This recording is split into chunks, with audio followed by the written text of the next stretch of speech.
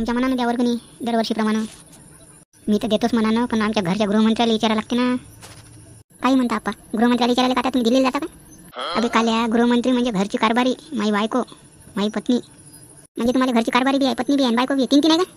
अबे काल्या, तीन नाही, एकाच व्यक्तीला 3 नाव आहे ते. असं होय? माझं लग्न झालं नाही म्हणून मला माहीत नाही. सांगा ना हो काकाजी, सांगा किती वर्गणी ठेवतात यंदा गणपतीले? थांबा मी बोलावतो माघरच्या बाईले. हे भाग्यवान भाग्यवान, बाहेर बरं हे वर्गणीवाले आले, काय म्हणते ते पा. हे का कुठे उडीशाला बायकोला विचारते का? ते काले आरामानं बोलणं ऐकू जाईन ना.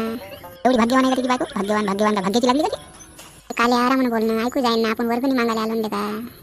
हां आले आले, काय म्हणता? कायची डंडार आहे बा हे एवढी मोठी? अहो भाग्यवान, हे गणपतीची वर्गणी मागायला आले आहे. यायला वर्गणी यंदा किती द्यायची ते सांग. बोल बरं काकू, किती देतात वर्गणी? वर्गणी तर देतोस, पण आपली एक अट आहे. वर्गणी आम्ही द्यावून तुम्ही म्हणजे तुमच्या मनमानी खर्च करा असं नाही.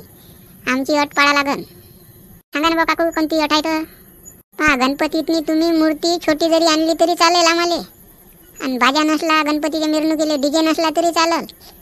पण पंगत मात्र गावाले अगदी चांगली झाली पाहिजे.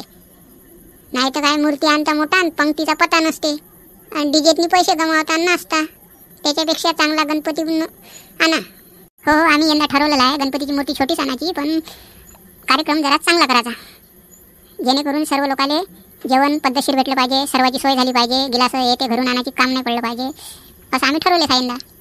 दरवर्षी बाई मी पाहून राहिली तुमच्या पंक्तीतनी ते वरण राहते ढय ढय, पात्रावर राहते नाही. असं नका करू, जरा वरण पद्धतशीर ठेवा, भात पोळी सर्व. आणि तुमच्या जेवढी पंगत असेल तेवढ्या पंक्तीला माझ्याकडून 1 पोतं गहू आणि 10 किलो बुंदी किंवा जिलेबी. लागला का तुमचा आता बरोबर वर्गणीचा बजेट? आणि काय सांगितलं ते बी तुम्ही लक्षात ठेवा. मूर्ती जरी छोटी आणली तरी चालेल, पण महाप्रसाद मोठा झाला पाहिजे हे लक्षात ठेवा. आणि डीजेच्या मागं पैसे गमावू नका. चांगल्या कमी पैसे खर्च करत जा, लोक वर्गणीत येते. हो हो गा बा, आलं सर्व लक्षात आलं आमच्या. आम्ही बी यंदा जास्त खर्च जेवणावर करणार आहे, आणि मूर्तीवर जास्त खर्च नाही करत. मूर्ती छोटीच आणतो, पण कार्यक्रम पद्धतशीर झाला पाहिजे. माझ्या घरच्या भाग्यवान बाईनं तर तुम्हाला सांगितलं आहे काय वर्गणी द्यायची काय नाही. तर मागून बी 201 वर्गणी घेऊन जा तुम्ही. ठीक आहे ठीक आहे, चला पुढच्या घरी जाऊ आता. मला बी फवारा मारायला जावं लागते उद्या. आज जेवढी वर्गणी झाली तेवढी मागून घेऊ. हॅलो, कसं काय येणं केलं व? ना आम्ही वर्गणी मागायला आलतो गणपतीची. गणपतीची वर्गणी होय? हो, गणपतीची सोय दरवर्षीप्रमाणे. दरवर्षी तुम्ही आम्हाला 11 रुपये देता ना, म्हणून आम्हाला काय जे न्यायला लागते. लिहा ना 11 रुपये. 11 रुपये म्हणता तुम्ही? तुम्हाला शोभते का? हां, 18 लाख रुपयाचं घर बांधायला पैसे आहे, वर्गणी गणपतीची देवाचं म्हणलं तर 10 रुपये 11 रुपये काढता. नाही शोभते का तुम्हाला? मग किती द्या लागते बा? माय बांधकाम चालू आहे ना, पैसा लागते ना बांधकामाले. मग किती द्या वर्गणी? 21 कर.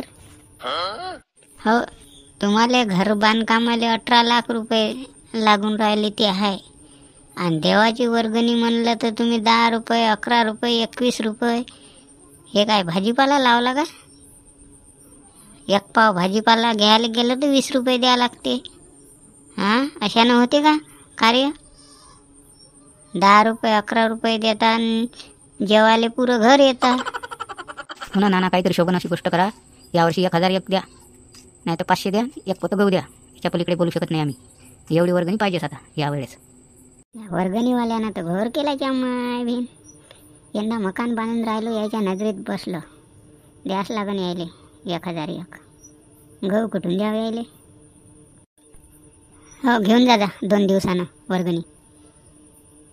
पहा बरं, यंदा आम्ही कमी घेणारच नाही. म्हणलं ना नाना आता 1001 देतो म्हणून, तर 1001च घ्यायचा आपण. चला पुढच्या घरी. हां, कसं काय गणपतीची धामधूम होई वाटते वर्गणीची. हो नाना, तुमच्या घराकडे येऊन राहिलो होतो. तुम्ही आता इकडे रस्त्यातच भेटले. सांगा मग, सांगा लवकर वर्गणी किती फाडता यंदा? तर वर्गणी तर तुम्हाला घरी भेटूनच जाईन, पण मी काय म्हणतो, दरवर्षीपेक्षा तुम्ही वर्षानुवर्ष मोठी मोठी मोठी मूर्ती आणू नये. याच्यात काय होते, वायपट तुम्ही पैसा खर्च करता. मूर्ती छोटी आणा का मोठी आणा, पण त्याच्यापेक्षा छोटी आणा पण सुंदर मूर्ती आणा, आणि जेवणाचा खर्च चांगला होऊ द्या. तुम्ही डीजेतनी दारू पाण्यातनी पैसे गमावू नका लोकांची वर्गणी. आता नानाजी गुलाल हे ते तर माणसाला आणाच लागते ना, फटाके गुलाल, त्याशिवाय मिरवणुकीला मजा येत नाही ना. मी कुठे तुम्हाला गुलाल आणू नका म्हणतो, आणा गुलाल. पण कसं आहे, ढेर सारा गुलाल आणापेक्षा थोडासाच आणायचा. हां, डिजेतला पैसा गमावल्यापेक्षा तेवढा पैसा वर्गणीवर खर्च करायचा. वर्गणी चांगली होऊ द्यायची, मिरवणूक शांततेत होऊ द्यायची. कुठे भांडण नाही होत, काही नाही होत, शांततेत मिरवणूक पार पडली तर सर्व शांतता होते. दरवर्षी कशी वर्गणीतून पैसे बचावायची करायची. आला तेवढा उदय मावंद करायचा नाही, त्याच्यातून एखादी वस्तू झाली पाहिजे असं विचार करायचा. आले पैसे होऊ द्या खर्च, एवढे असं नका करू. हो सकारामजी, आम्ही सर्व जनतेच्या विचाराप्रमाणेच वागणार आहे. कारण जनतेचा पैसा घेतो ना आम्ही, जनतेचा बी विचार लक्षात घेऊन आम्हाला कार्य करावं लागेल. एकाच्या घरचं कार्य थोडी आहे, सर्वाचं कार्य आहे, सर्व गावाचं काम आहे. हो हो, हे आपल्या सर्व लक्षात ठेवा लागेल. आपल्याला सारा जनतेचा बी विचार करावा लागेल. नाही तर आपण आपलंच मनमानी करून खर्च करणं हे बी चांगलं नाही आहे. अशानं काय व्हायचं, लोक आपल्याला वर्गणी नाही द्यायचे. मग कसे 200 द्यायचे ते घे 10 रुपये असे आहे लोक, असे म्हणायचे. म्हणून लोकांचा सर्व जनतेचा बी विचार घेऊनच आपल्याला कामं करावं लागणार आहे. त्या मग तुम्हाला घरी तुम्हाला गहू भेटन, पैसे भेटन. ठीक आहे ना, आम्ही घरी येतो. आजचे दिवस पुरी मागून घ्या. आता थोडे घरं राहिले तेवढे घरं वर्गणी मागून देऊ. आणि उद्याचा दिवस अजून मी जर नाही आलो तर तुम्ही वर्गणी मागजा. काहून? तर तू फवारा मारायला जाशील तर मला या लागन ना या संग. मग काही दोघंच मागन का? काल्या तर पाहिलं म्हणतातच. हो हो, काल्याला चाट देऊन राहिला. आमची वर्गणी मागणं तर चालूच राहील मित्र हो. पण या चॅनलला लाईक आणि सबस्क्राईब जरूर करा. तुम्हाला व्हिडिओ कसा वाटला ते कमेंट करून सांगा. या चॅनलला लाईक करा, घंटेच्या बटनला दाबून सबस्क्राईब करा, जेणेकरून आम्ही व्हिडिओ अपलोड केला तर लगेच नोटिफिकेशन तुम्हाला मिळेल. चला भेटू मित्र, गुड बाय पुढच्या व्हिडिओमध्ये.